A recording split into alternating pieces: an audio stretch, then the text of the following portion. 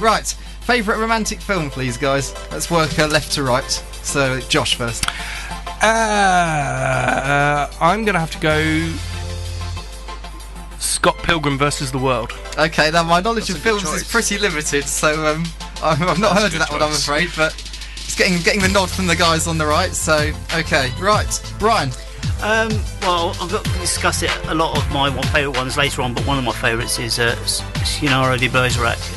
This is a French film made in the late 80s, I think. Right. So it's a pretty good story. Okay, you've got me stumped on that one as well. Let's see if Bill can come up with one I've heard of. We're going to go for a right classic, Casablanca. Alright, okay, yeah, I heard of it, but I can't say I've seen it. Yeah, I've not seen My it. turn now. My turn, yeah. I'm going to go with Love Actually. Okay. Fair enough. It's more of a Christmas film than a love film. What would you say? I don't know. Just a love film set when it's snowing, which you could easily do in February and might possibly do in this country at the moment, the way the weather's going. Can I score a load of points with the ladies by saying I really love The Notebook? What, in Love Actually? No, the film The Notebook. That scores you points with women. If you say that in a bar, they flock to you, I tell you. I might try that. I'll try using that. Yeah, I might try that tonight. I'll go out somewhere and just shout, I love The Notebook, and see what kind of response I get. No, you should think I should stop using the I love Psycho then. It's where I'm going wrong, isn't it? Really? Right, anyway, second question, guys. Who's your favourite actress in films to look at, I'm thinking here? Helen Mirren. She just does it for me. Right, there's a little bit of an age gap there, is there? Slightly. Right, okay. I like the older women, which for anyone who knows me, they're probably laughing right now. Okay, yeah, each their own. Brian? I say Monica Bellucci, I think. Okay. Bellucci, how I pronounce her name, I don't know. That's another one slightly out of left field. Okay, Bill? Go with Scarlett Johansson. Yeah, Scarlett Johansson. Yeah. Right, Good yeah, that's choice. one I've heard of. I'm going to play fairly safe as well and say Cameron Diaz. In previous films. You're not sure? Previous films. I'm thinking specifically there's something about Mary. Okay, yeah. Right? Yeah? Okay. I can swing with that. Yeah. Okay, brilliant. Oh, I'm glad I've managed to safely negotiate my first foray into talking about film on Radiolab because sport is much more my thing. So before I go, I'll just remind you that this afternoon Great Britain could win their first gold medal of the Winter Olympics. With Lizzie Arnold in the women's skeleton at the halfway point, she is 0.44 seconds clear of the field, and the third run of that final gets underway at 3:40 our time. Just a couple of bits of housekeeping before I go and hand over to Bill and Josh and Brian for their Talking Film programme. First of all, if you've tuned in to hear Luke and Jacob, they've moved. You can now hear them from 12 until 2 every Tuesday here on Radiolab 97.1 FM. A final reminder that Rob John is continuing the Valentine's Day themed programmes on Radiolab 97.1 FM with a speed dating special from 2 o'clock. I am intrigued. Tune in from 2 o'clock if you want to find out a bit more about that. I can see you're all fascinated, aren't you guys? I'm sure you'll all be tuning in. Right, and just one more bit of housekeeping for me before one more love song from me. I won't be here next week. I'm hoping to go and visit some family if the weather allows. So yes, you'll just the first time you hear anybody will be these three guys talking film next Friday at 12 o'clock. So yes, I'm hopefully having a week off, and I'll be back in 2 weeks. That'll be the 28th of February with another sports breakfast show, and that'll be from 10 o'clock. I'm going to finish on time for once. And I'm going to leave you with When Love Takes Over, David Guetta and Kelly Rowland, after which we'll be talking film with Josh, Brian and Bill. Goodbye. Thank you. That's just the way it goes. Feels like I waited so long for this. I wonder if it shows. Head underwater, now I can't breathe. It never felt so good. 'Cause I can feel it coming over me. I wouldn't stop it if I could. When love takes over, yeah. You know you can't deny. When love takes over, yeah.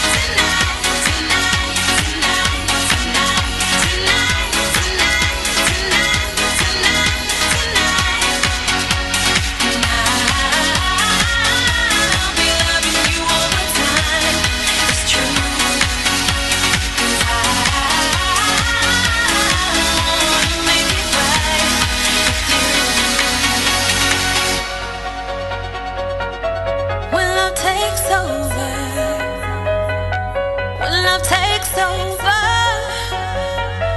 when love takes over, when love takes over, when love takes over, when love takes over, when love takes over, over, over, over,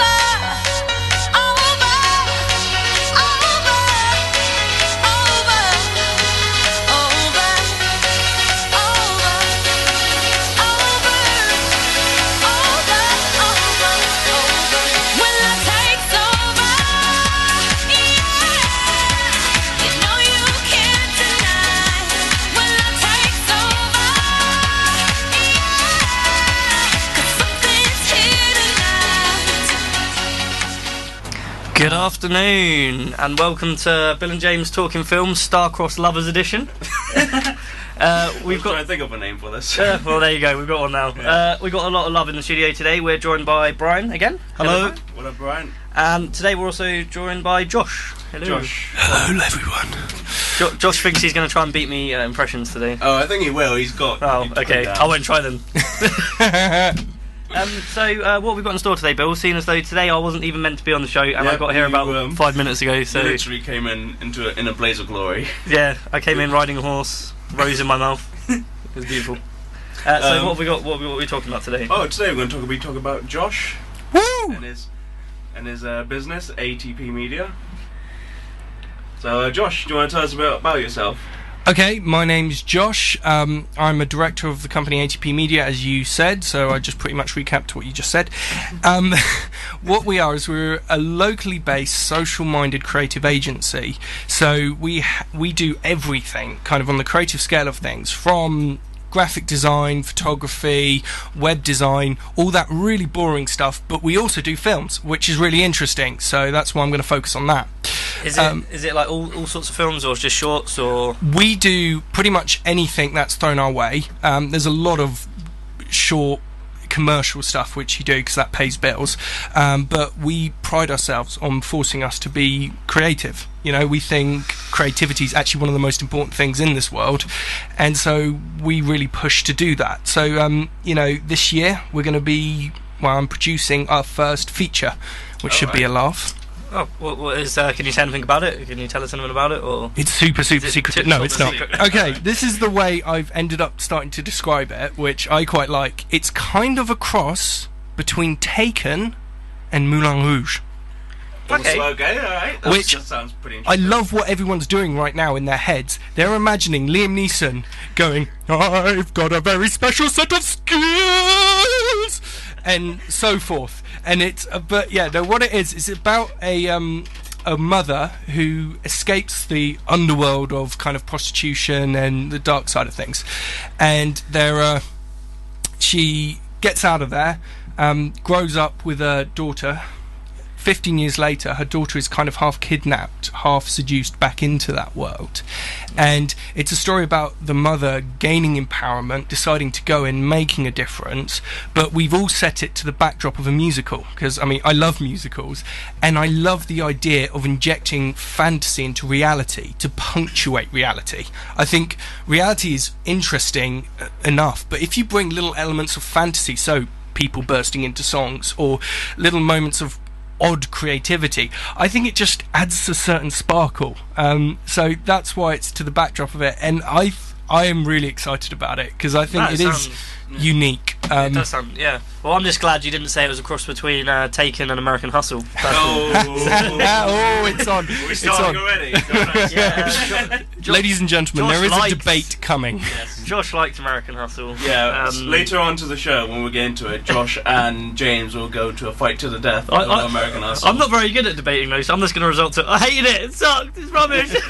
Can we end up having like the old Star Trek music playing and then The Spock. Oh, well, me and Bill will lay gunfight. bets on. Yeah. Devastating news that we did hear this week, though, is that we're not getting her. Yes, her's so not you're gonna have to coming go. to Luton. You're gonna have to go out of Luton to go see her, which is an absolute travesty. Yes, as usual. Singwell, shame on you. I know. I think it's because it's the Oh yeah. I think it's because of the holidays. So Yeah. more kids films. Well, it's because Lego Movie's out. Yeah, definitely. That's coming out, and which I can't wait to see. yeah, that looks awesome. Is anyone else here like looking forward to the Lego film? I've already seen it. Oh, where did you see it? When did you watch it? Last Saturday, I believe. Oh. Was it here? I think it was. Was it the Sun preview? Did you win was it part of the Sun? It might have been. I see a lot of films and they all kind of blur into one. The showings. How was it? Was it? Don't spoil, but I won't spoil. Okay. Here's my impression of kind of how the script must have been. We start off with a good guy. He's kind of hanging out. Then sharks start coming in. Then there's a car. Then there's a spaceship. Then there's lasers. Then there's Batman. Then there's Batman's running around with chickens. And there's sharks with lasers on their heads fighting bears. Then there's monkeys, an angry assistant. Parents stink. And then more Batman, more spaceships, and more madness. That sounds like a great film. Sounds like a film to me. That sounds like the perfect Lego film. It was in so many ways brilliant, but for some reason I didn't laugh, and I don't know why, because it's exactly what I would love. So I'm going to go back and see it to see if I can work out why I didn't laugh the first time. Well, I don't know. I think from what I've seen, I think I'm going to enjoy it. I was looking forward to Liam Neeson's character. I've been told I've got to see at least one good animated cop, film yeah. this year. I haven't seen any animated films in the last year. This year, I've been told by Josh that I need to see one actually. So in order to it looks like they've put like a lot of I can't remember who the writers were off the top of my head, but it looks like they've done their research on the Lego. They already had like an appreciation for Lego, because it looks like all the detail into the Lego pieces. Because I was reading somewhere like even the waterfalls and stuff are like Lego pieces. Yeah, they did all that. The animation is just incredible, and it really looks like, you know, those cheap YouTube videos, like the ones where it's just the it stop motion looked ones, so much like them, which is brilliant. And the guys who did it were the people who did Cloudy with a Chance of Meatballs. Yes. I love that film. Cloudy, that is one of my I haven't seen the favourite. second one, which is really annoying because Yes. I love the first one. The second one is good, but it's not quite as good, and it was made by different people. But the first one, first one is one of my favourite animations just of all time. Yeah, I just think it's brilliant, and I think the main character is basically me. So you're an inventor on the side. I want to be. For animation, that is one of my favourite. And is it DreamWorks that do? No, I think it's actually Sony Animation House. That's it, because I know that it was one that sort of came to surprise me, because normally I like Disney and Pixar, and then that came out, and normally I don't really like the other ones. And then, You didn't like Shrek?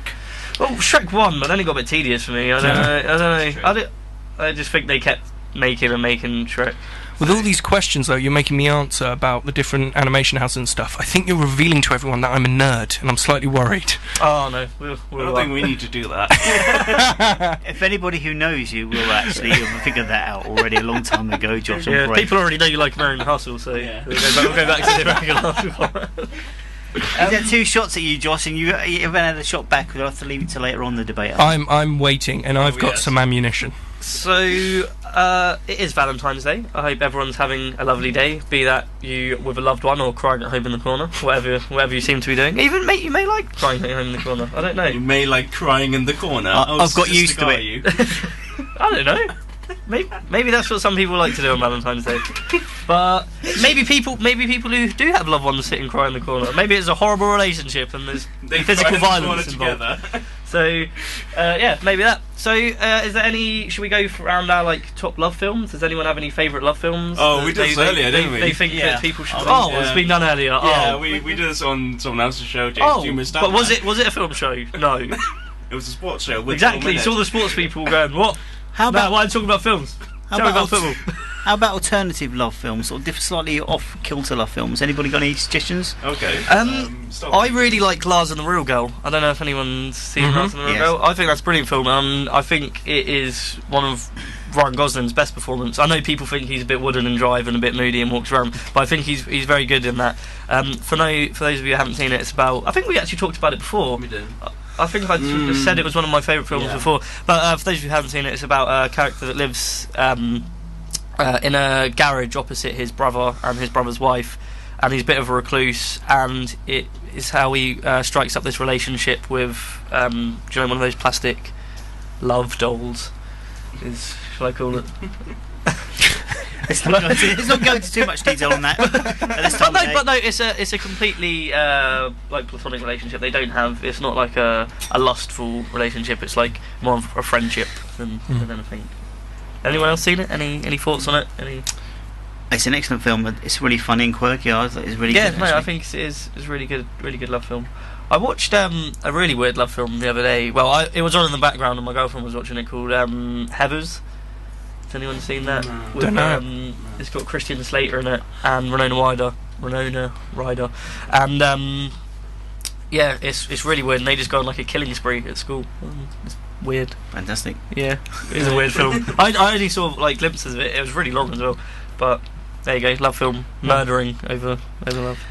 I think one of the things I've been discovering recently is Swedish cinema, because my fiance's Swedish, and there's a couple of films. One I would really recommend, which kind of shows love in all its forms, in a kind of almost it's a story about a hippie commune in the 70s in Sweden, and it's called Together, and it's really interesting because it shows almost every sort of love story going on inside this hippie commune, right from homosexual relationships to open relationships and how damaging that can be, and so that's really interesting. The other one I would recommend is Familia Alexander by Ingmar Bergman, who obviously did Seven Seal, which is a really interesting film about falling in love and then how that become incredibly destructive and controlling.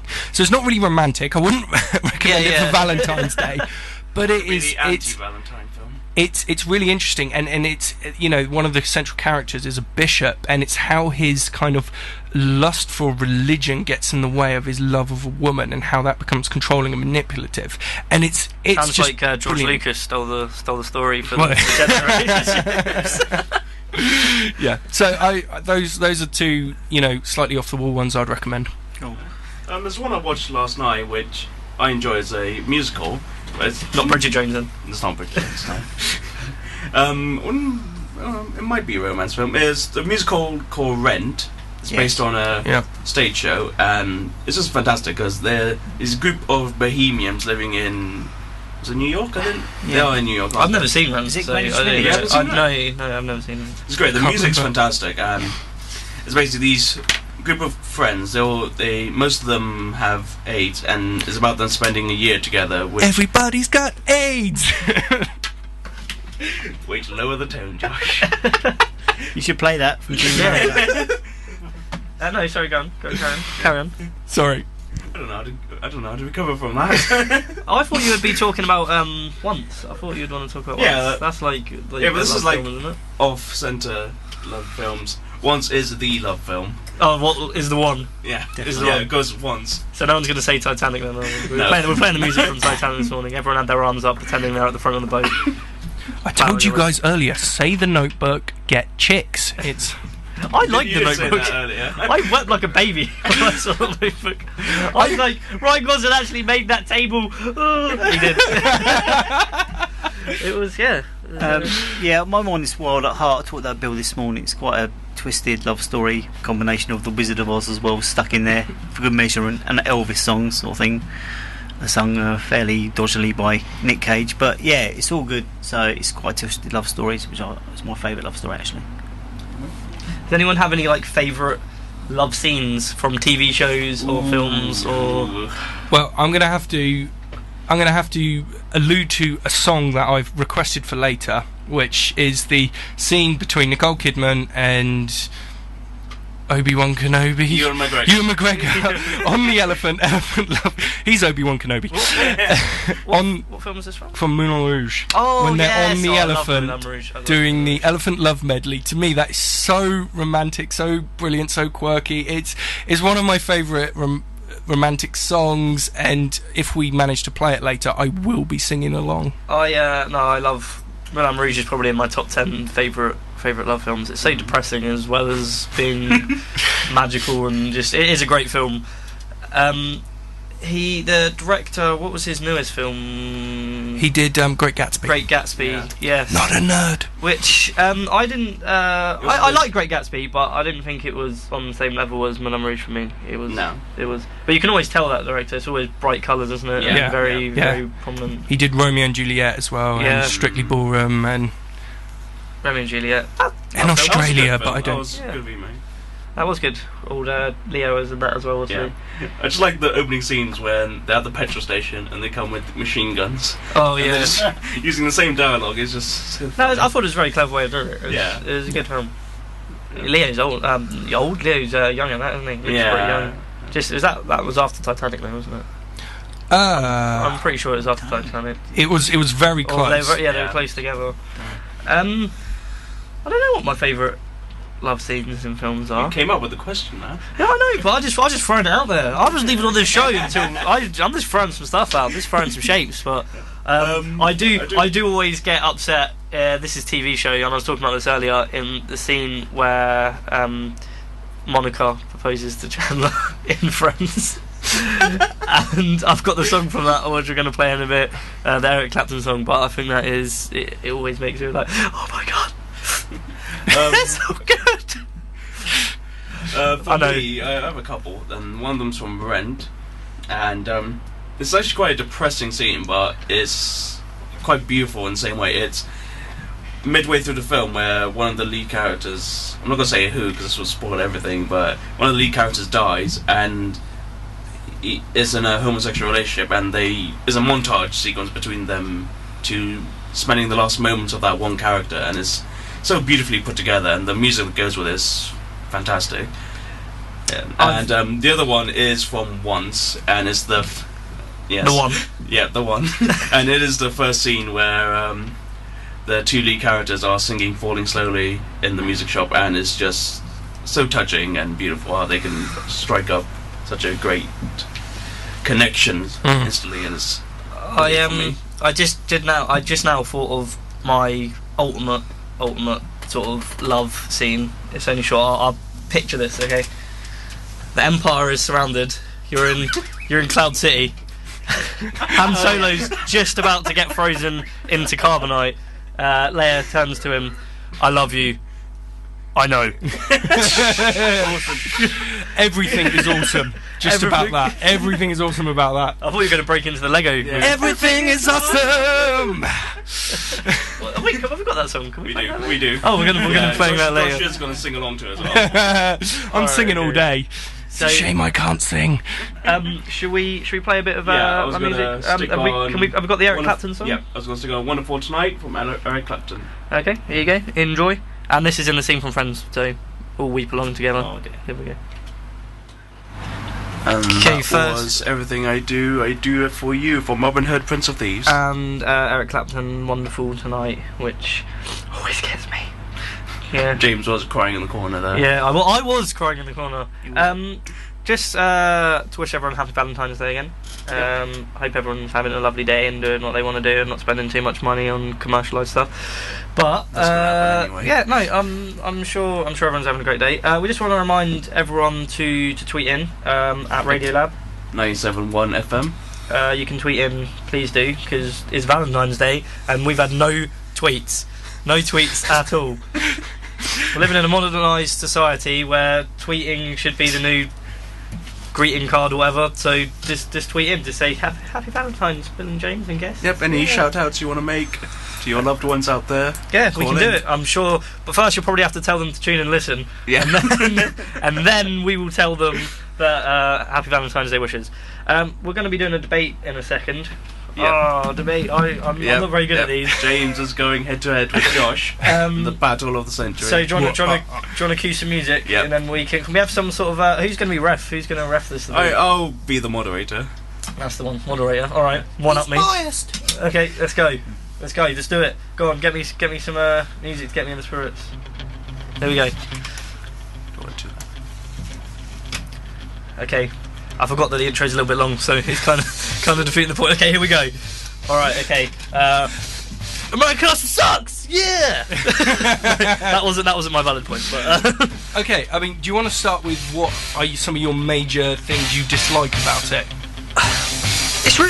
It's a really difficult one. I think I hated it so much because, well, going into it, I knew nothing about it. That trailer didn't really tell you anything about it. It just looked like a cool film.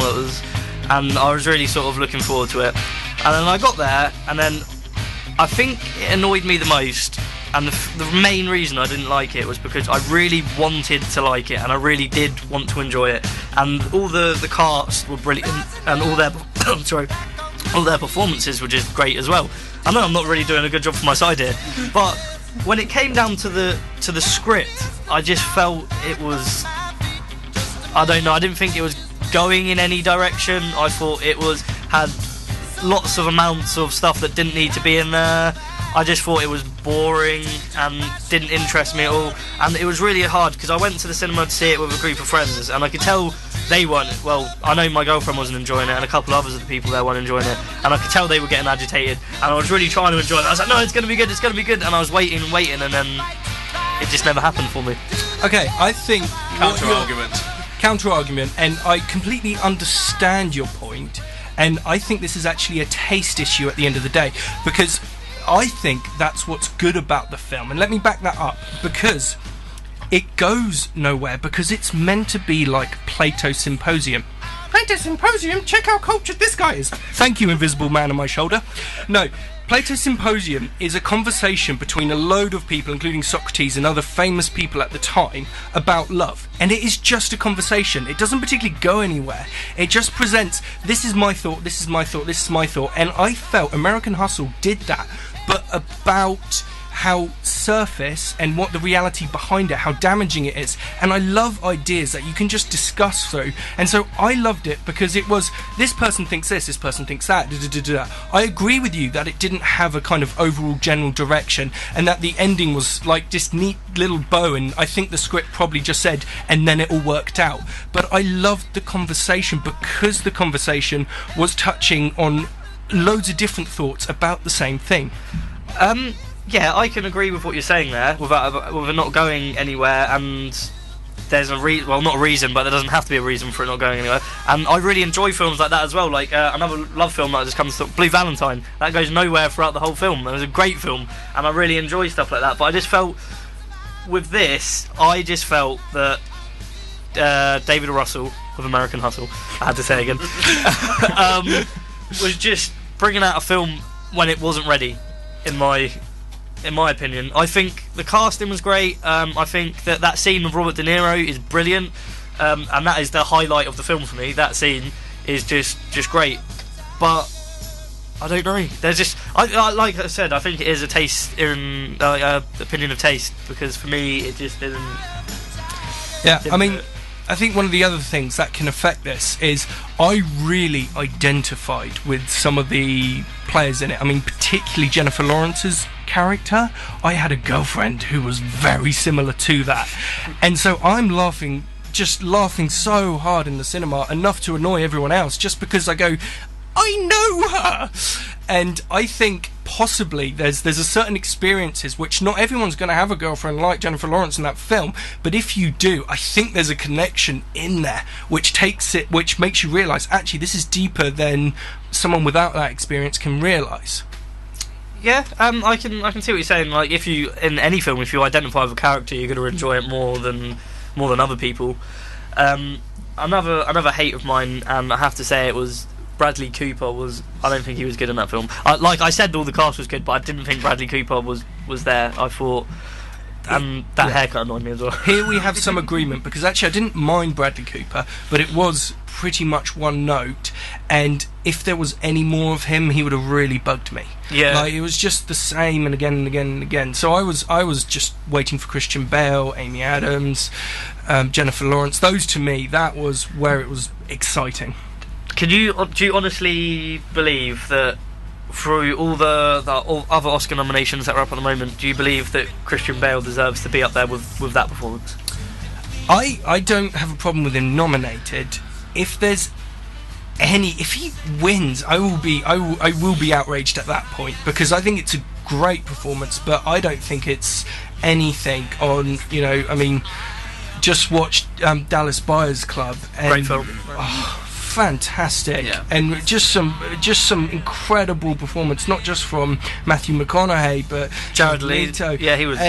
and just so many amazing things to love about that film. And 12 Years a Slave is the best film I've ever seen about bondage. But He said it. sorry. I've still never seen 12 Years a Slave. Bringing it off that topic. So yeah. Come on, man. Yeah, I know. I need to see it. It's But been out for everyone ages. just keeps telling me it's so depressing, and it's getting closer to Valentine's Day, and I was like, no, I will not go watch this film. Where were we? Back to American Hustle. American Hustle again. So yeah, I don't think. For me, maybe when it comes out on DVD and I watch it again, maybe I'll see it in a different light. Who knows? Yeah, I think- Maybe once I give it time. I think you do have to go in with the right mindset. You have to go in with saying, okay, this is a conversation about surface. This is a conversation about... And I think Jennifer Lawrence sums it up when she's talking about a nail polish, and she says, it's interesting because there's something rotten underneath. And there's something rotten in every character, except arguably Jeremy Renner's character, who actually gets in trouble at the end. And there's just this real interesting element to that. And I think if you go with that mindset, you like it more. But I do understand the complaints, and I'm not angry with you. Yeah. Well, when it comes out on DVD, I'll give it another shot.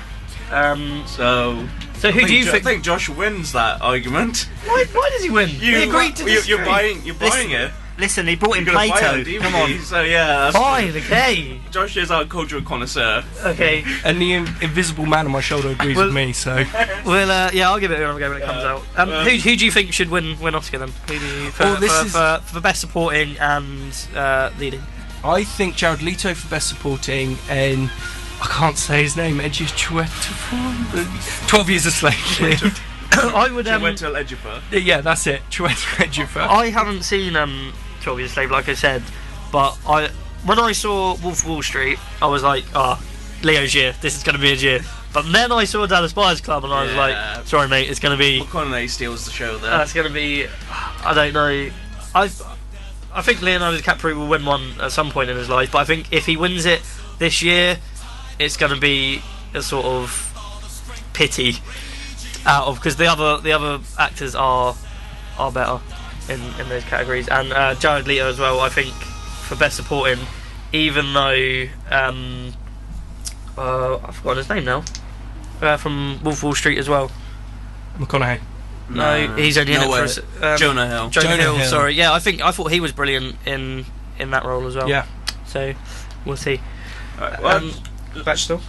just to read out some tweets. We have quite a few in, actually. I think Josh knows why we have quite a few in. First off, we got one from Love Luton, enjoying the film talk, getting us all in the mood for Valentine's Day. Another's from Ben Hodson. Can you do a shout out to my little brother? He's struggling to get over his love of the Notebook. That's me. Then we have 6 tweets, all from ATP in one shape or form, saying Happy Valentine's Day. So thank you. Yay! We have some tweets. I'm guessing that count's going to go back down to 0 this week. So. Oh, we have a retweet as well. Let's see. ATP just retweeted Josh's own tweet. Yes. Exciting tweet. Alright, okay then. Yeah. As I said before, I wasn't here to. I wasn't on the show today, so it's even more unorganised than usual. Oh no, Normally I have we a just plan. roll with it. I have a plan. Alright, okay, this time. so Bill has a So plan. we're going over to. Actually, I want to carry on talking about Josh's ventures into the film market. Mm-hmm. And something I noticed last night when I was looking online, something called a thin place, but that's an actual space for artists. Yes. Do you want to go into that a bit more? Yes, a thin place is a new thing we've got going. We're putting together a kind of creative co-working space in the Hat Factory, because we really believe creative community is the best place to bring about positive change. I mean, that is one of our biggest drivers as a company. We think creativity business, these things can actually make the world a much better place. And we want to get people involved. So we're setting up a creative co-working space in the Hat Factory. The prices are going to be really quite cheap for what it is. You get to rent a desk of us, but more than that, you get to be part of our community. You get to be involved in a lot of the jokes, a lot of the fun. You get a place where you can actually share your work. You can have critical eyes on your work. You can improve your work. It's also a place that we're really going to encourage collaboration. You know, we want people of all disciplines, all sorts. And this isn't just for creatives in the sense of art, film, music. This is for creative people in any discipline. You know, whether that's business, whatever it is. Just because we think the more we cross-pollinate, the better we'll be. What was it called again? Sorry, I missed what it was. A Thin Place. Okay, and that's going to be at the Hat Factory. Yes. It sounds really interesting. So The launch is soon, isn't it? It is. We're planning on launching on the 24th, I believe. 24th. I could be wrong on that. You have to go on the website. do you want to say what the website is, so anyone listening? Yeah, that's athinplace.org. Now, for the astute-minded of you, you might realise that A Thin Place is ATP. You see? You see what we did there? There you go. Yeah. Now we're clever. I was meant to be cheating scenes from my dissertation film today, but I was showing what we had filmed yesterday, and it was sort of not pressurising, but really got us all energised again, because our tutor was saying that when we we're screening at Stratford Picture House, but the two top films from the class are getting a screening at BFI. So we were all as soon as that happened, we were like, oh, we have to. I will be crying in a corner if I don't get that, because what an opportunity. My dad would be so proud. He would come down to the BFI, have the day off work, and be like, yeah, son's film. No, it'd be great stuff, but I'm really looking forward to that. But that A Thin Place, is it A Thin Place? Am I saying A Thin Place, yeah, yep. A Thin Place. Yeah, that sounds really interesting, and something that I might try and get involved in myself. Excellent. Are you going to be encouraging hot desking? Hot desking, yeah, that's going to be a big thing of it. We're also just going to be encouraging people to, if you're on your lunch break and you're a member, come in. You know, we're going to have some sofas there as well as the hot desks, and so you can just sit down, eat your lunch, find out what's going on, who's there chatting, and there's also things like, you know, possibility to rent cheap meeting rooms off us, and that kind of thing, you know, because, I mean, it's very interesting what's happening in this town at the moment. 10 years ago, there was some interesting stuff in film, then it kind of petered off, died off, and all just burst slightly into each doing their own thing. I think right now we're having a real revolution of different companies coming up and making great things, great films, and there's a renaissance. I think in a few years we're going to end up with, you know, in Gollywood, if that's what you want to call England's version, but it's going to be a real hub for film and creativity, particularly in Luton. And I think this is the kind of place you need to be involved with now, because it's starting now. And if you don't get involved, you're going to move to Soho and then go, oh wait, there was this really fantastic thing happening over there, and it was really cheap, and I could have got involved, but I didn't. Down in Loho. Down in Loho. No, it sounds really interesting, and I think I'll have a chat with you afterwards as well. Get involved with that. I had something else I wanted to say, but it's gone. I always have this. You do. Someone told me that I might have I might be dyslexic the other day, because they were like, "Yeah, forgetting stuff is dyslexic." And I was like, "No, I just don't think my brain functions well." I haven't eaten today either, so I was I had just that like, at uni once. I went to they do these dyslexia tests, and they said, "You're highly possible for dyslexia. Pay us £300 for a real test." I was like, I'm also highly gullible as well. When I was about 13, someone told me that a dyslexic test was if someone would poke you with a big stick, and if you fell over, you were dyslexic. And I believed that for about 2 years. Nice. I think it's more you're gullible, not dyslexic. And I do remember what I was going to talk about now. You guys probably all know about this, but I only sort of come to light about it the other day in university, because it's part of we're doing it as part of our dissertation. We have to sign up to it and become a member. It was Without a Box. Yes, Without a Box. Yeah, and I'd never heard of it before, but it's such a great idea where you can just upload films and select what film festivals you want to go to. Yeah, and it's great value, because then you don't have to pay to send out all your films to these competitions, Yeah. and the submission costs are generally cheaper. So on there as also, well. yeah, if there's anyone that's listening that makes films and wants to find out about Without a Box, just go online. You can upload your films and then you can click to where you want to submit them. I was told to be wary though, because there's a lot of film competitions and all that on there, but you have to be wary of. There's some that will charge you like 10 quid to enter, and it's not even a real festival. So do your research before you do it, because you'll be submitting something that you're never going to get. A lot of them are abroad as well.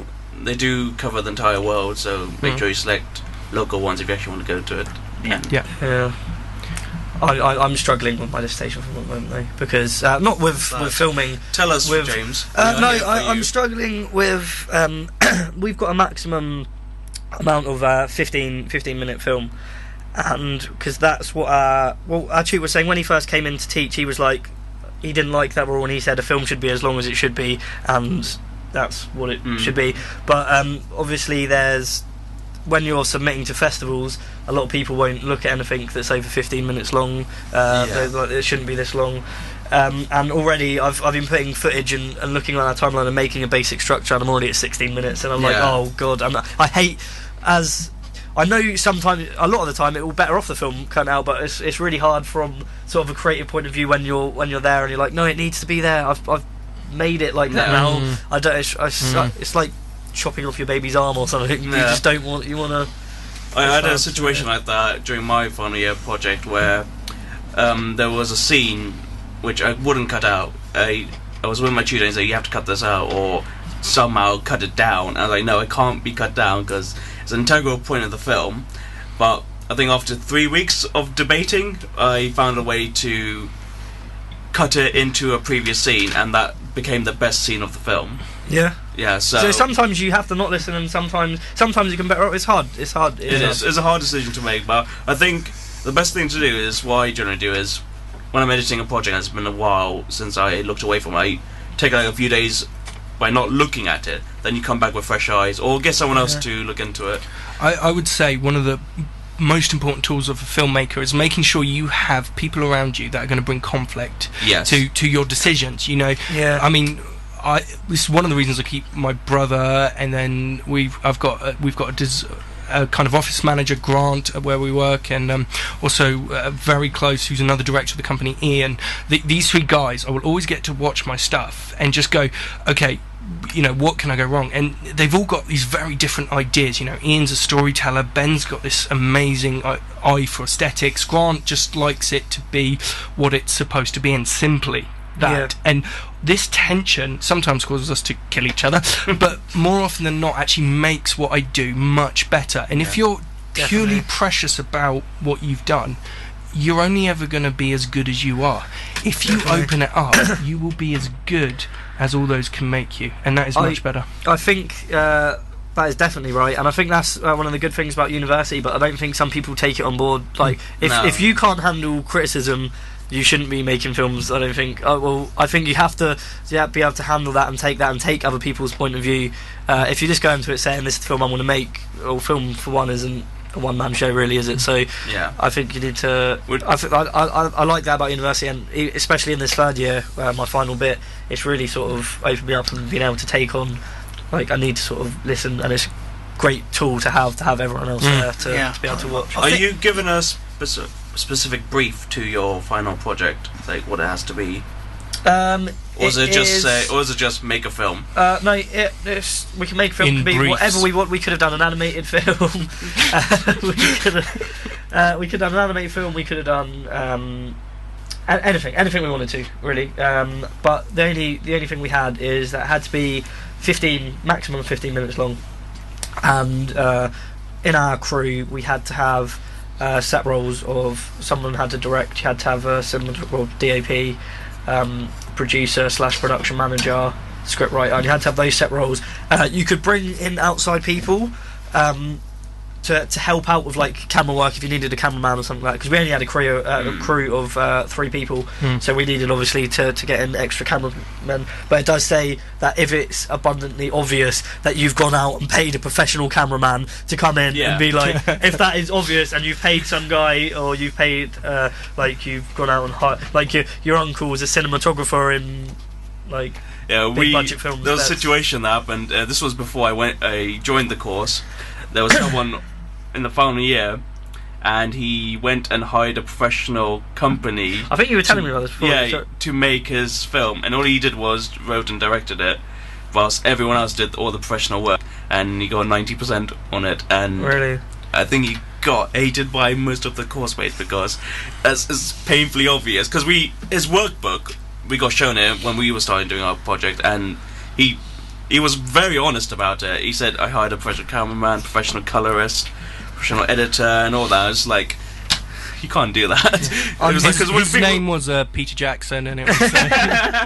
it's just like, we're trying to make these films on our own. We're learning the experience while he hires professionals into it. It's kind of puts the thing out of balance.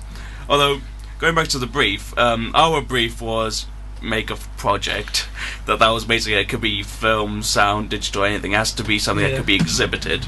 So this is something we could debate about, but I felt this was it was a cop out that a lot of people did. They made a film, but all they had was images, like nice looking images and music as a sound bed, and that was the project. They made a PowerPoint. Basically, yeah, they made a PowerPoint, and okay, yeah, PowerPoint for cinema. The pictures look beautiful, it's the future. But there was not really much content. I did a 20-minute film with an actual script, actors, locations, filming for 4 days straight, and a lot of editing. And I'm just like seeing that you could easily put together in a couple of hours, and you just think you should just be doing the same thing, really. I'm really interested in the film festival sort of market at the moment, because one of my lecturers was saying he just came back from the Berlin Film Festival, and he said he's hoping that this on the moment with film festivals you sort of have the shorts, which are like 10-15 minutes max, and then you've got the features, and there's not really that big market in the middle for anything that's about 40 minutes is sort of television.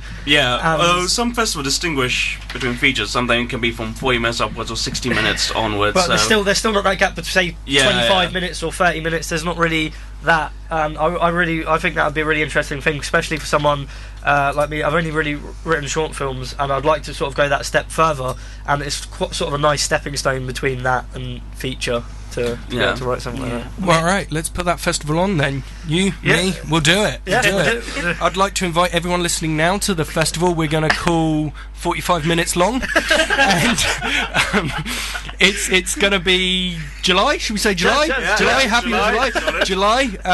It's going to have lots of punnets of strawberries, and the main theme of each film is going to be called Sticky Widget. Okay, and that is what's going on. We're going to have our own film festival. We'll do it. Definitely. Are we gonna play a bit more music? Get people. We got some more love songs to play. Yes. I'm gonna go through a Disney moment at the moment. Okay. Starting off with "Can You Feel the Love Tonight," the original Elton John version. Cool. There you go. Some Disney love songs for you. Yeah. We were just talking off the air, about creating stuff and funding and things like that. And I just want to say to Bill before we start, if any of you are looking to do anything interesting at the moment, there is this thing I saw advertised recently. I believe it's Samsung. They're doing. Oh, what, with Idris Elba? With Idris Elba, yeah. I saw that. All you have to do is, if you've got like an idea, this has to be a solid idea, and you have to be able to back it up. And then they're giving people a chance. I think it's going to be like a few people will work with him, and then the best one at the end. So it's more like I don't know. It sounds like an interesting thing to do. You do need a good short film pitch. So I don't even think it has to be a short film, though. Doesn't it? No. I think it has to be something, obviously, with film, but it has to be like a concept, like you were just saying earlier about the your idea about going to schools and stuff like that. Maybe I don't know. You'll have to look into it further because I only sort of skimmed it. I'd just have him walking around in smelly underpants. That would be my idea. Call me. He's definitely listening. Got that in there. Call me. Got that in there somehow. I think Idris Elba's a brilliant actor. I think He is. He is brilliant, and he's good in everything. He is. You know, good. even if the film's not great, you go, but I could watch him. Yeah, I haven't seen. Have you seen the Mandela film? Did you watch that yet? Or? Yeah, it's a film that should have been a miniseries. It's disappointing because of that. I heard it was disappointing. I never got the chance to go see it. I kind of think they should have taken a risk with it, really, because they did that Shay film with Steven Soderbergh a couple of years ago. They split it into 2 films. Yeah, That's what they should have done, really. They should have split that into 2 films. Yeah, they should have done sort of before and after. Yeah, who knows? Any interesting films that are coming up that people want to see? We've got Her. Obviously. Yes, let's go into that. Looks absolutely brilliant. It was shot on film as well, wasn't it? It was shot on film. Am I right saying that? It was shot on film. Sorry? It was shot on film. It wasn't digital. Oh, it was video. sure, which is most of the stuff right now yeah. you get is digital, but it was shot on film. That's interesting. Yeah, especially for the subject matter. It's quite modern. It was also the director. He used to be involved with Jackass, didn't he? Can you hear me? Yes. So. Yeah, he used to be involved. He wrote Bad Grandpa. But he used to be involved with Jackass before. And he done the great film Being John Malkovich. It's a fantastic film. Love that film. Imagine if you could just go for a door and be John Malkovich. That'd be cool. I'd have no money worries then. I'd just be an old. You'd be John Malkovich. Yeah, I'll be John Malkovich. I'll be being John Malkovich. So yeah, Her. Any thoughts? Obviously, none of us have seen it. I'm guessing. I'm watching it Tuesday with a friend, and I cannot wait. I've been looking forward to this film for a long time because I wrote a film like this at uni, and I shot it, but I never fully edited it. Plagiarism. So I just want to go watch it and see how you can sue them. I just want to see how the film could have ended up. And if it's really good, I'll be happy. I've heard it's just absolutely brilliant. Yeah. And like I said, you're gonna have to go out of Luton to go watch it, unless it might come. I don't know. But for now, it was released today, so if you get the chance to go watch it, definitely. I'd do that. For those of you who don't know, it's Joaquin Phoenix, and it is a sort of like a love story. Basically, this man falls in love with the operating system. Yeah, he's just from what I gather from the trailer and what I've read about it, he's gone through he was being divorced, hasn't he? Yeah. And now he's sort of projecting. And the trailer itself is really sad. Sorry. So I was just going to say, it's basically, any Apple fan that's fallen in love with Siri. There's that. They did that in Big Bang Theory. Episode of Big Bang Theory. Yeah. Imagine that if they just played the Big Bang Theory episode. That's my film. I wonder if the Big Bang Theory have actually said anything about that. I'm not sure. Although there was that one time where they did show an episode of where they basically ruined Indiana Jones for the entire population of the world. That's when they're going to go watch it, isn't it?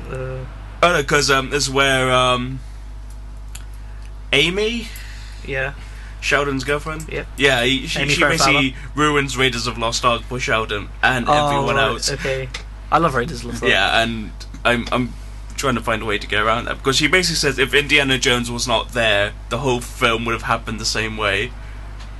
And it's true. You think about it. No, I don't want to believe it. Yeah, I'm still refusing to believe that. But what? I did have a talking point, which is about writing, and we all write in some aspect our scripts. And because I'm going through a bit of a phase where I'm a bit stuck at a point, and it's writing the second act. As one of you guys has encountered, any of you guys encountered this before, where Act 1 and Act 3 are the easiest parts to write, but Act 2 is a real challenge. In a sense, yes for me, but I've never really done anything longer than 15 minutes, and I always find I've got like a solid idea from start to finish with that. So I've never really had that much trouble. Obviously I get frustrated with writing it, and like I just want to kill myself, and like there's always that bit where you just want to rip up a script and throw it away, and then you get someone else to read it and they're like, yeah, you should throw it away. I've never really had anything like that, but I've got ideas that I want to write for longer films. It's just waiting until I have the right time to be able to do it. So I've had some experience in the past. One of the best scripts I wrote myself, I enjoyed writing it. It was that I had a great opening image and an image for the ending as well, and that was one of the few occasions it flowed quite easily. I mean, it hasn't happened since then. I must say, I've struggled in terms of getting that middle act together, sort of thing. It's the most difficult thing ever, but it's just perseverance, really, at the end of the day. If the idea is that good, you keep going, really, sort of thing, and then you can go back to it. And for me, I think I really love being in the second act in my writing, purely because that's where all the conflict and all the interesting bits come out. Because essentially, with endings, you either win or lose. Whatever that is, you either come up on top of your story, or you lose, or it's something in between. It's essentially, you've got to come to some form of ending, even if it's really random and you think, well, that was weird. It's still an ending. Whereas in the middle, that's the bit with all the juicy bit, the juicy bit, and you can. I mean, I love being mean to my characters. I love putting them through like the worst experience, the worst moments, just because I like seeing how they would react as a character. But for me, the things that get stuck in the second act is when I need them to do something so that we can get to the third act, and at this point I've realised my character wouldn't do that. I go, that isn't something normal for my character to do. They wouldn't behave that way. And I have days when I'm just sitting thinking, how do I get around the fact my character wouldn't do that, but I need them to? So I then go into rewrites and throw bits of paper all around my room, and it goes madness. So I do get why it's hard, but I love it at the same time. Great answer. Because I'm going through that with a feature film right now, and it's just... I was discussing it with my friend who's also writing the project with me, and we sussed out the beginning perfectly. We got the ending, but now with the meat, we're just trying to find different conflicts to put in and give to the main character so they can resolve it and then move on to the ending. But it's just finding those conflicts that make sense in the world. Yeah, and we had this during my final year project where film was about a man with split personality, and it was weird because the way I pitched it to my tutors, I had all of this backstory which led up to the film, but if you watch a certain scene of the film on its own, it will not make sense to you. You do have to watch it in its entirety, and it was annoying. At one point we had to show a segment of the film, and I showed it and no one understood what it was. But once you kind of get the backstory and you know about it, that's the problem with the short film as well, is if you have a certain scene which you want to show, but if there's a lot of backstory that leads up to it, you kind of need to know the backstory before you know what's going on in the film, which I'm trying to separate, because film's self-contained in its own, especially in a short film, because that's quite a big feat to gain. Sorry, no, go. I was just going to say, what do you write on? You like Celtx, Final Draft? Or? Oh yeah, I use Celtx because it's free, but I would like to get into Final Draft. Yeah, so same with me. I want to be on Final Draft. Have you guys ever given Adobe Story a go? No, actually, I did hear about that. I should probably get that though, because I've just recently bought I moved from Final Cut to Adobe, and I'm loving it. Good choice. I'm actually loving it, and it's fantastic. It's just so much easier to use, and you don't have to wait for rendering, and you can just as soon as you make a change, you just watch it there and then. I know Final Cut 10 obviously does that now, but I decided to go. I decided to move over to Adobe, and I loved it, and I got a really good deal on it. I did the it's like a 12-month contract and 85% off, so I pay $15.99 a month, and then I'm on the cloud and get everything that Adobe has. So if that Adobe Story thing's on there, I should have Adobe Story check it out. Can be a little glitchy, but it is awesome for sharing and collaborating. So you can set up these whole things that people can edit from all over the world, and it just does that end of things really well and really succinctly, and so I recommend it for that kind of things. So yeah. Oh, cool. No, I'm going to check that out this evening. Is anyone, apart from you, writing any shorts at the moment, or doing any short? I'm kind of sticking with features at the moment because I really want to get one written. I've had loads of ideas for features in the past, and I started, but I never continued and finished one. So I'm trying to stay on that, because I had like 6 months where I just couldn't write anything. I had a blank. I just can't write anything because I didn't have any good ideas for shorts. I always have ideas for features, and I'm trying to come up with decent short story films. I'm still kind of in some respects. I think it's sometimes harder to write a short than it is a feature because you've got to get so much condensed down into 15 minutes. It can be very frustrating. Because I had a few at uni where I just made it, but I'm thinking I'm now exhausted the ideas, and the ideas I'm coming up with are kind of like reruns of old ideas. I would love to make a feature, but I think I'm gonna carry on with doing some shorts and try and I think I'm gonna do the festival, try and get some festival things and try and I think that's, for me anyway, I think that's the best way to get something seen, is put in a festival even if it doesn't do well, and just keep putting in the festival sort of circuit. I want to write. I told you about that film that I wanted to write, didn't I? I've meant to be starting that short story for ages, and I just never got round to it about the zombies. Yes, which I think is a great idea. Actually. Yeah, I thought of this before the film Warm Bodies came out, and I bloody stole mine.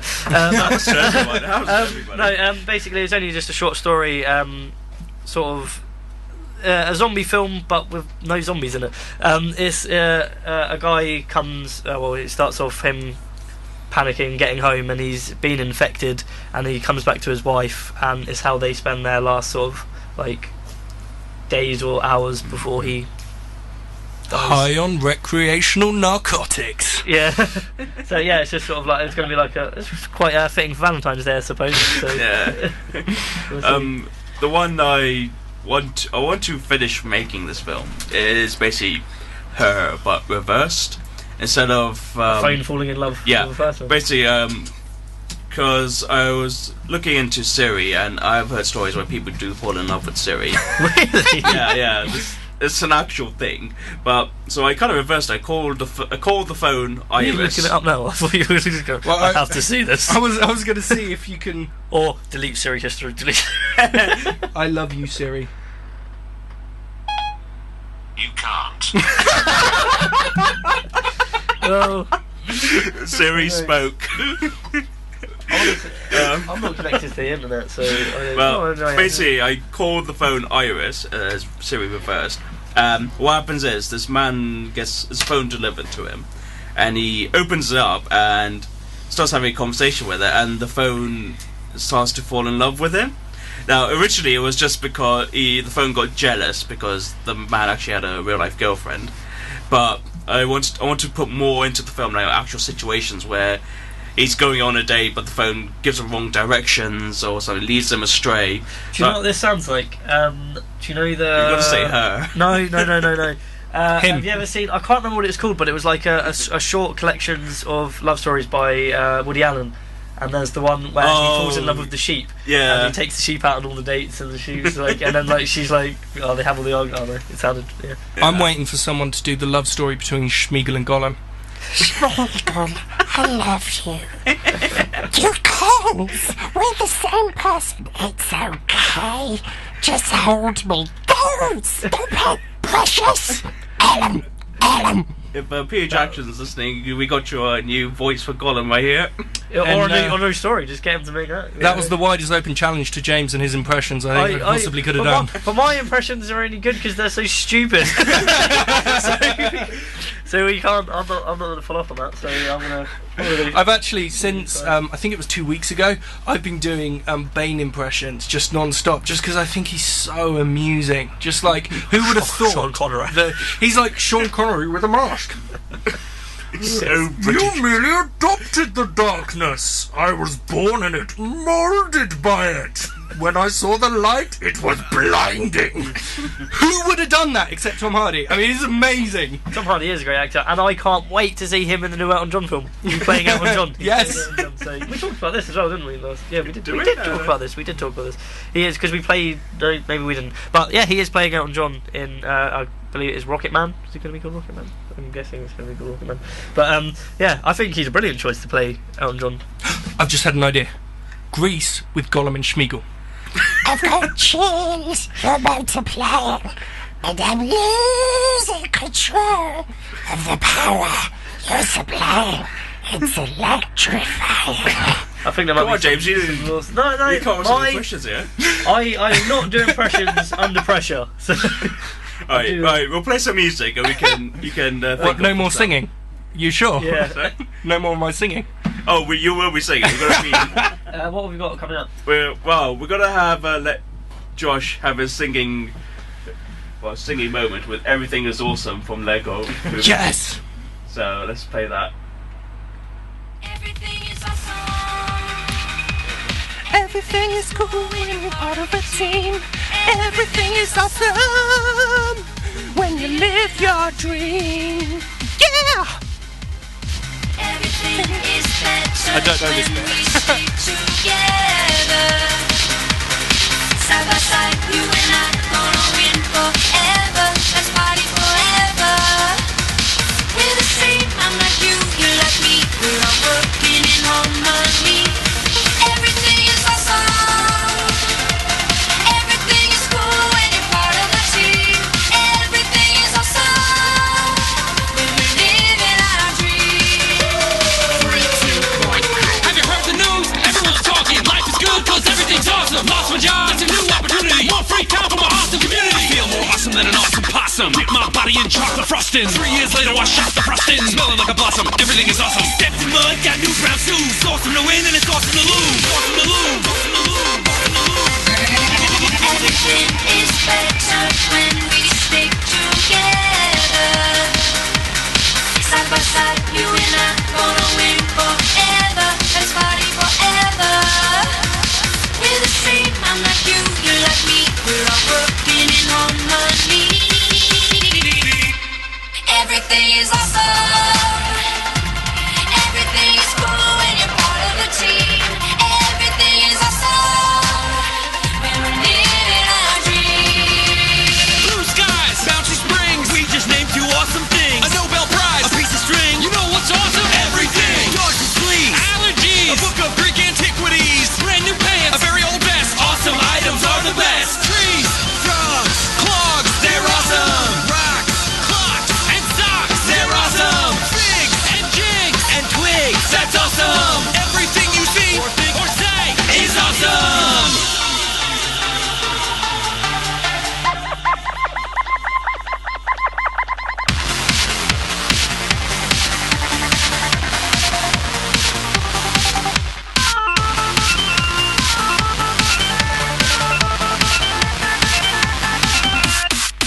Everything is awesome.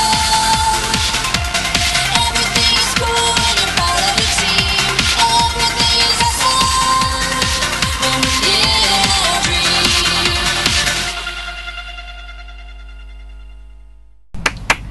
Well, I joined in the clapping at the end. So, well done. Do you want to say a bit about that? What you were playing? That's not Valentine's Day. What? Say a bit about what you're playing. Go on. Oh yeah, that was Joanna from Sweeney Todd, as requested by Josh. And he had his little moment earlier that everything is awesome. Everything is just awesome. Quite awesome. Apart from the Lego Movie, according to you. So. Well, okay, Lego Movie, I liked a lot, it just didn't make me laugh. And that doesn't mean it's not great. I just, for some reason, didn't find it funny. So I have to go back just so I can tell you all that's why I didn't find it funny, but it was funny a second time, or it's actually not funny. I really want to see it. I really do want to see it. I'm just talking about. We were talking about Prisoners earlier. Well, not on the show, but we were talking about Prisoners. I think that's one of the best films of mainstream films of 2013. Yeah. Which I think probably should have been nominated for something at the Oscars. Yeah. I think all the cast in that, and Hugh Jackman was, I think, possibly one of his best performances. Mm-hmm. Yeah, for me anyway. But he did movie 42, which excluded him 43. from any award ever. But everyone hated that, didn't they? Even all the cast, because they spent so long trying to make it, because they were trying to get people to come on board, and people had already signed contracts, and they used to just find them like a day, come in, do their bit, and then send them away. I mean, that is no way to make a film.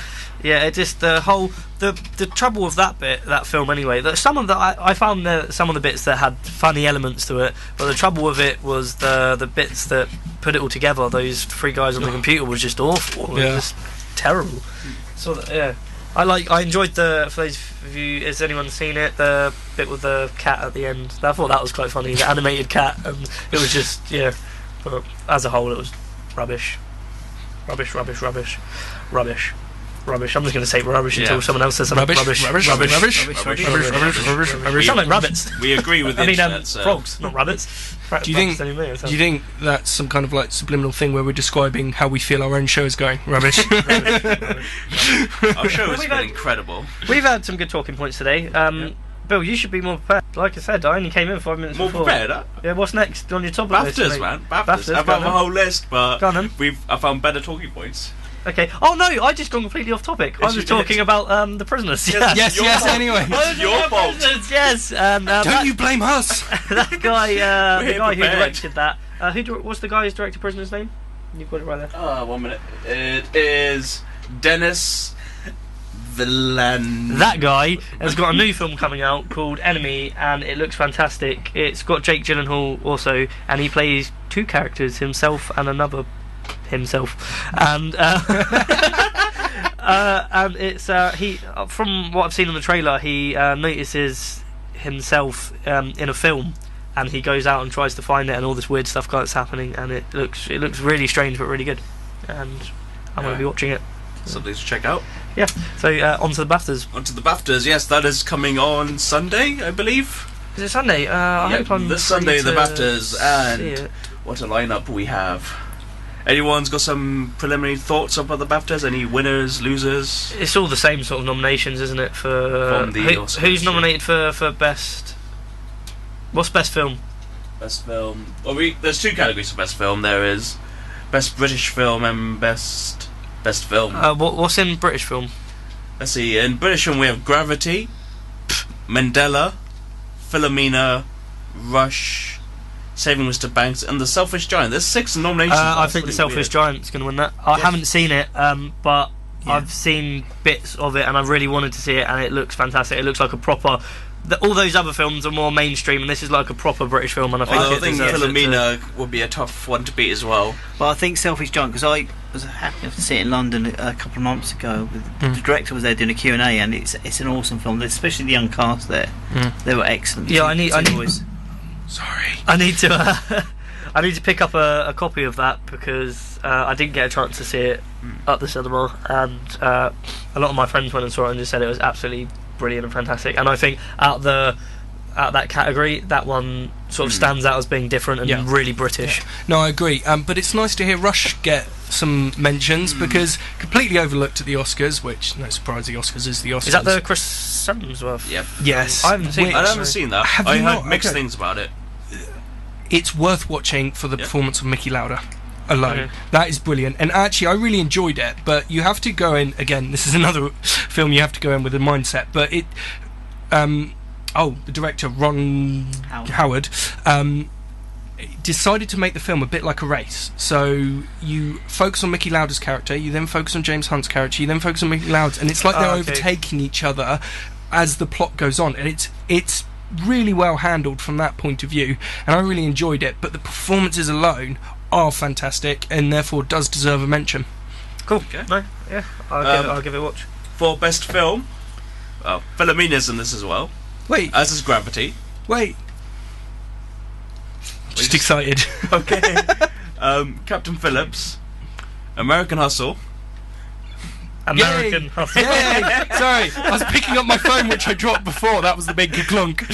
And 12 Years a Slave. Wait. I'm going to say, for me anyway, I'm going to say, I haven't seen 12 Years a Slave, so I'm guessing that's going to get it, but I would, out of the ones I have seen, I'd probably say Captain Phillips. Yeah, at the moment I think Gravity's got the most nominations, followed by 12 Years. Gravity's a troubling one because visually it is fantastic. It's all story-wise, it's all like the Avatar effect. Yeah. When Avatar came out, visually it was great, but lacked every other department. The thing I find interesting about it is it pretends it's great in its script, because it kind of makes you feel like this is meant to be amazing, but it's a B-movie plot with B-movie dialogue. Yeah. And if you like that kind of stuff, if you like B-movie science fiction, it's the best B-movie ever made.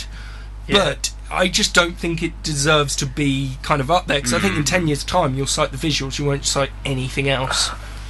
Yeah, true. What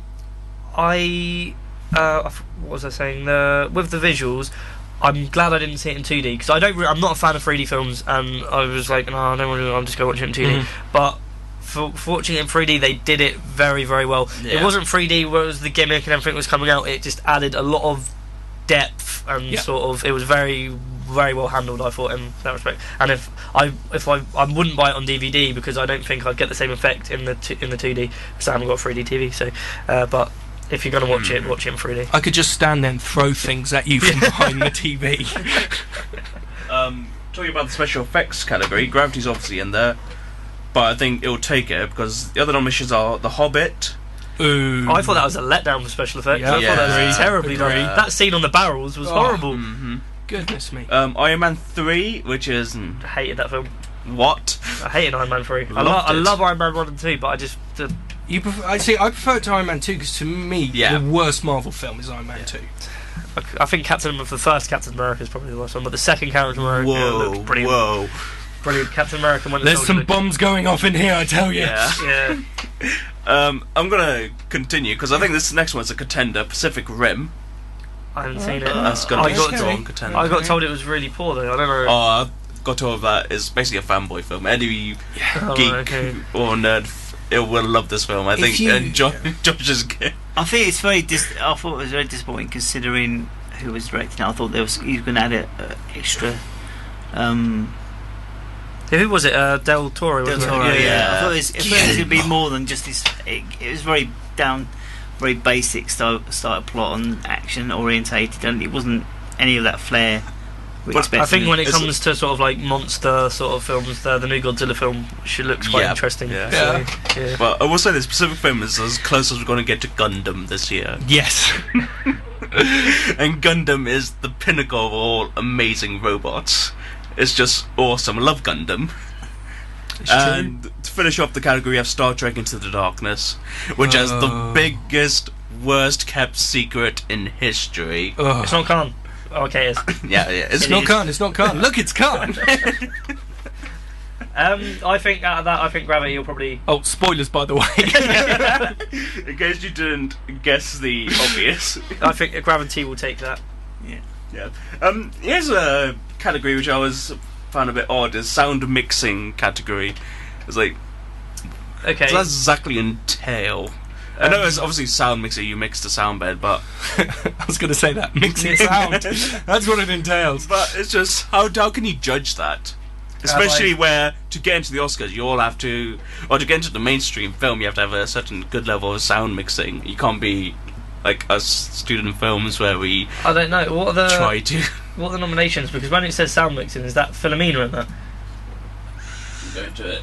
Oh no, I thought because there's something I always notice is that Dark Knight always either won or was nominated in this category. All of their films. Well, for this one, it's just sound, and it's All Is Lost. Okay, that's good. Heard of that. That is good. Captain Phillips. Okay. Gravity, which I think for being in space and the lack of sound is the key point. Yeah. It's all about the Inside Llewyn Davis. Which, okay, awesome music, fantastic soundtrack. I'm guessing and I Rush. can see Rush is on there. I'm guessing because it's because of the racing car drivers. I'm guessing there's going to be some sort of good sounds and stuff. Yeah, and they I mean that's one of the things about Rush. They really nail the visceral reality of it, and that is heavily due to the sound. Yeah, that's a tough one to call because I haven't seen some of them on that list. And when it comes to sound, I wouldn't really know, but I'd say I'm going to say Gravity. So I would like to give it to Inside Llewyn Davis just for the music, and I'm hoping then cinematography category because they were fantastic in that, but that and the sound together was just beautiful. It was an amazing experience. But going back to Gravity with the lack of sound, it was a TV show that did this, which was Firefly. I started watching that again last night. Did you really? Yeah. Love Firefly. It's such a great show, and such a shame it got cancelled. But I think that was like one of his main. Is that in the first episode, isn't it, where they do that sort of like in space sound, like the quietness? Yeah. When they're robbing the whenever they have any space shots, there's no sound. Yeah, and it's fantastic. I think that's really good. Very but well, yeah. that was like a big criticism people gave it because they're used to like like in Star Wars, you have all the sound effects and the drama of it, but it's realistic, man. Firefly. Yeah, I mean, I think it was interesting because I saw an interview with J.J. Abrams after Star Trek 1. And if you watch Star Trek 1, you'll notice there's these moments where the sound completely drops out. And it's pretty much whenever there's a human interacting with space when that happens. And he said he wanted to do the whole film like Firefly, where there was no sound in space. But actually, to us, an audience who has Star Wars and other Star Trek and science fiction, it feels unfinished. And I think that's actually true for the general population. Whereas I really loved the fact he went, look, I actually know the reality is there's no sound, but this is what you're going to get. And I think that's cool, but I think Gravity should win because of the way it managed to... It didn't feel unfinished. The lack of sound made it feel more real, and that to me is just genius. Because they counter that with a rather good sound bed for music wise, and just because they kept the dialogue going, so it didn't feel empty between the two characters. Well, because they kept on speaking. There was also that sort of echoed sort of mic sort of sound, wasn't it? It was well done. What other categories have we got? Well, who's up for? Did we talk about? We got best actor. Best actor is pretty much the same as the Oscars. Really. Okay. What about I want to go into best cinematography. Okay, cinematography. Yeah, cool. Which it looks like a copy of best film because there's 12 Years a Slave, which had awesome cinematography. Agreed. Yeah. Stephen McQueen, and I don't know the DOP, but he does great work. They do great work together, especially in his other films. Captain Phillips, which yes, pretty decent. Gravity, obviously. I don't know why Saving Mr. Banks is in that one. Is that the one you're looking at? Oh, no. Okay, I'm looking at the wrong section. I was going to say, I don't know why that's it. Inside Llewyn Davis, which was just beautiful. Yeah, I think that should get it, to be honest. And Nebraska, which Nebraska. That was beautifully shot. Just out there. Wow. I mean, I'm kind of leaning towards Nebraska, really. Yeah, I'm having a bit of a nerdgasm over here. I haven't seen Nebraska either. I haven't had the chance to see that yet. Because when did that come out in the year? I believe October, November. Right. I think I saw it in January, I think. I'm not sure. Really? No, it might be just before Christmas, I think. November time, I think. It was towards the end of last year. Yeah. Definitely. Okay. Who have we got for... Is there supporting actors like the same sort of thing? Yeah. Alright, okay. Yeah, they are copying the Oscars there, but I want to go to editing for a bit. Well, I'd like to put my name in for that, if you could get me in. 12 Years a Slave. And I think because of the... Because has anyone seen Hunger? Yes. You still need to lend it to me. You've been saying you're going to bring it in for ages and you know I have. Oh, because my friend's got that at the moment as well. Okay. I've seen the only Steve McQueen is Shame is the only one I've seen. Right. Because in Hunger, there was a scene which kind of made the film, and it was that 20-minute interview where it was done from one shot. He's a big fan of long takes, isn't he? Yeah, which is seen in 12 Years, and that kind of is a good choice, especially for 12 Years. There was a scene, spoiler warning here, but when Chiwetel Ejiofor was kind of hanging from a tree, that scene was just longed out, and it just made the experience a lot more painful. He does, yeah. I've sort of taken that sort of aspect on my dissertation film. We're doing very, very long takes. Even with Shame, there's that scene where they're at the restaurant, and he does the long dinner conversation, and there's the scene when he's running down the street. That's sort of like a longish take. I do that, but mostly because I can't be bothered to cut. Yeah, I don't know. I like long takes. I think so. I do that with. I think it gives you more time to sort of connect with the actor as well, or the actress, or whatever. You sort of, rather than the quick takes where it sort of interrupts what's happening. With that, we have Captain Phillips for editing. It's been a while since I've seen it, so I can't really. There's nothing that memorable about the editing. That as well. Gravity, obviously, that got in there. Yeah. Rush, which I can imagine would have very good. Yeah. And Wolf of Wall Street, which needs editing. Yes. Which was well put together. It was well put together. I'm really not looking forward to the 4-hour version though. Like normally when they're like they put a longer version out, I'm like, I want to see what else you had, but But I found that being 3 hours was quite. It long. was over long. I felt there was a lot of scenes that could have been cut out of Wolf of Wall Street. Also, Sorry, I was just going to say, especially the Leonardo scenes when he's doing sort of the pep talk rallies. Yeah. There was a lot of them, and they could have been. Some of them could have been cut down or cut out.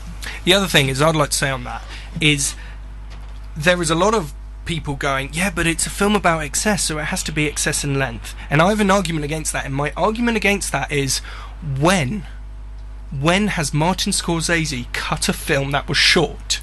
This wasn't a conscious decision. He doesn't do short films. He just makes long films, and then people going, I see what you did there. He goes, what do I did there? I just don't think it was a conscious decision. I think he makes films like that, and we're all trying to be pretentious about it. He probably has this problem that we were talking about earlier, that he doesn't want to cut up his baby. And he's just like, no, I'm not. So yeah. At that point, we all turn into Gollum. No, it's not precious.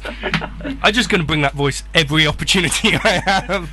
I mean, if you look at a film like Goodfellas, that is it's a long film. It It's a perfect length. It's nothing. Not one scene needs to be cut from it. Yes, I agree. I didn't with Wolf of Wall Street. I didn't sit there feeling this is too long. But when I came out, I felt there were times that when people were like, that was quite long, I was like, yeah, actually, it was unnecessary long in places. Right. I mean, I was just tired after the 6th orgy scene. Yeah. I've had enough of these. What other categories are we looking to at? wrap up, we're coming towards the end of the show, but for the last category, we're going to look at directors.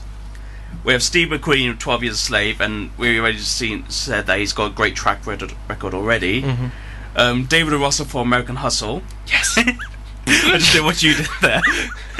David O. Russell for American Hustle. Paul Greengrass. I just want him to win now, just so they say that at the awards. Paul Greengrass for Captain Phillips. Alfonso Cuarón for Gravity, and obviously Martin Scorsese for Wolf of Wall Street. And he's been nominated a lot of times I think in the past. Steve McQueen. Yeah, I like to haven't seen think it, so, but but it might be too early for him. I think yes, it was a great film, but I think he's still got more into him. Who do you think? I think maybe Martin Scorsese. Yeah, I think either him or Alfonso Cuarón will win it. Okay. I love how sometimes the best director are different to best film, because you think, what do you think the director's doing? Exactly. Yeah. Yeah. But I would like Steve McQueen to win, but I think it might be too early in his career for something like this, because this is his first kind of big film, and I think if you win these things too early, then the rest of your work will kind of suffer. I see what you're saying. The one caveat I'd have to that is this is a film which presses award buttons. Yeah. Because it's about a serious topic, and it's important to have films about a serious topic that aren't cartoons. Thank you, Quentin Tarantino. But sorry, I've got an issue with him. Him and me are gonna have a fight. Come watch that at our festival in summer, which is called 45 Minutes. Steve. Where were we going with this? We're talking about Steve McQueen and being early in his career. Yeah, because he's done 3 big films: Hunger, Shame, and Oh no, about being like they're all quite hard. Yeah, they are topics. Tough, yeah. Like you've got Hunger, which is about the Irish guy in the prison. Got Shame which about is sex addiction. And now 12 Years, which is about slavery. But I think he's got more in him, because once you win that. It's like once you win Best Director, then that's it. You kind of done your job. You've kind of gone your. I don't want him to win it and then think, all right, just throw money at me and I'll make stuff. Yeah, because I don't want him. I agree. You don't want him to be successful. I have to say though, Shame, second film I saw with my current fiance. Love you, baby. But that was such an awkward film to see on our second date. It was like, okay. I thought it. When it first came out, I wasn't sure. I hadn't really heard of Steve McQueen before. I hadn't seen Hunger. I still haven't seen it, and I didn't watch it until I was doing my dissertation film, which is now, and we're doing a film that's covers sex addiction topics as well. And I was just like, I want to watch Shame, and I thought it was brilliant. And I was like, why didn't I watch this film before? It's brilliant. I kind of followed up and recently watched Hunger again, and it was just it's such a brave film to not have the central character appear till halfway through the film practically, but it works. It just works. You've got these other characters, you've got the guard, and you've got the other prisoners, and it absolutely works. It's brilliant. I will be watching it when you lend it to me. I will. Oh. Yeah. So we're gonna wrap up now. We're gonna close off with our Bollywood song of the week. Yes. Yep. Awesome. Thank you very much. Thank you for Josh for coming in. My pleasure. Oh, can I quickly do my shameless plug? Yes. Okay. Yes, Yeah. we've got a advert going out for the local council today. So go onto YouTube, type in Travel Luton Bus, and you'll see some of the shenanigans we got up with trying to advertise for them. Okay, awesome. Thank you very much, and thank you very much, Brian. We'll be back on next Friday, 12 till 2 again. We might have guests, we might not. Who knows? Who knows with this show? Hopefully we'll have a guest. Hopefully with Luke Middleton. Okay, there you go. We do have a guest. So hopefully we'll see you next week. Do you want to try pronouncing this one? Okay, here we go. It's that one there. Which one? That one. As time goes by. No, not that one. Below it. Below as time goes by. Okay, let me wait. Hang on, guys. I'm bringing this over. Okay, we're going to be listening to Kabihi Alvida Nakana. Close enough. Kabi Alvida Nakana. Brackets, everything is awesome. Okay, here we go. Enjoy, guys, and have a lovely Valentine's Day, whatever you're doing. Cheers.